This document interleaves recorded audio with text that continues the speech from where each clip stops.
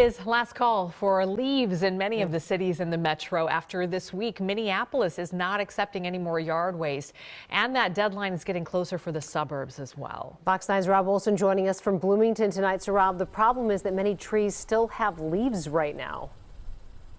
Yeah, a lot of homeowners probably feeling this same pinch here, looking at the calendar, but then also looking out in the yard and seeing that the trees that are just so stubborn this year. And as you mentioned, a lot of yard waste collection and drop off starts coming to an end over the next 2 weeks.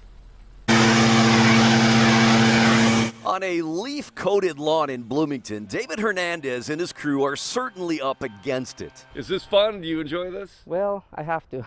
I have to enjoy it. I have to try to enjoy it, yeah. As owner of a landscape company based out of Minneapolis, it is crunch time because the leaves are late. For the last 10 years, we are mostly done by now, but this season is like, oh my goodness.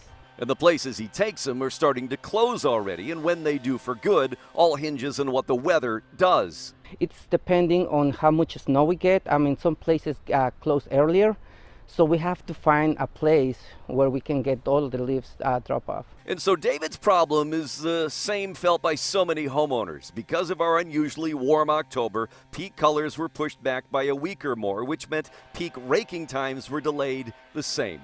In Minneapolis, curbside leaf collection ends after this week, as do some private haulers. While in St. Paul and other suburbs, they stop in 2 weeks, and drop-off sites vary. Either way, there's not much time left. Extremely busy for the next 2 weeks. I mean, we are working from 7 to 5, 7 to 5:30, and depending on how much light we have outside the houses, So watching the daylight and watching the treetops, Dave's crew still has a long list of homes waiting.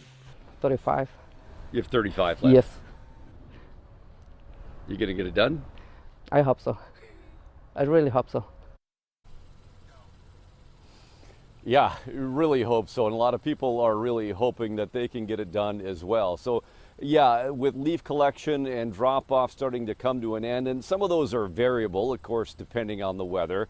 But again, it's at crunch time. There are some, though, drop off sites that are open year round. A few anyway. If you search for them, there are some options if you get later into winter.